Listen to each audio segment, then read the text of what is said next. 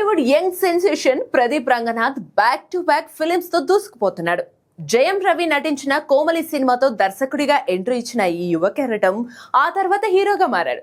స్వీయ దర్శకత్వంలో చేసిన లవ్ టుడే సినిమాతో అటు తమిళ్ ఇటు తెలుగు ప్రేక్షకులను బాగా చేరువయ్యాడు.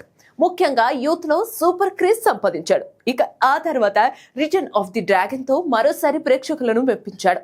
ఈ సినిమాలతో వరుసగా 100 కోట్ల క్లబ్ లో ఎంటర్ అయి రికార్డ్ క్రియేట్ చేశాడు. ఇక ఇప్పుడు డ్యూడ్ అనే సినిమాతో ఆడియన్స్ ముందుకు రాబోతున్నాడు.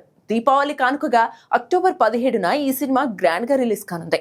టాలీవుడ్ బడా నిర్మాణ సంస్థ మైత్రి మూవీ మేకర్స్ ఈ సినిమాను నిర్మించింది.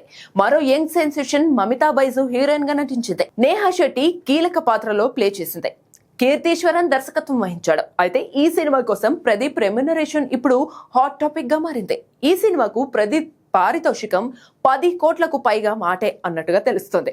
ఏకంగా 13 కోట్ల పారితోషికం అందుకున్నాడనేది ఇండస్ట్రీ వర్గాల మాట. మూడో సినిమాకే ఈ రేంజ్ రెమ్యునరేషన్ అంటే ఆయన క్రేజ్ ఎలా ఉందో అర్థం చేసుకోవచ్చు. ఇక డ్యూడ్ సినిమాతో ప్రదీప్ మరోసారి హిట్ కొట్టేలా ఉన్నాడు. ఇప్పటికే రిలీజ్ అయిన ప్రమోషనల్ కంటెంట్ కు మంచి రెస్పాన్స్ వచ్చింది. మరి డ్యూడ్ ఈసారి ఏం చేస్తాడో చూడాలి.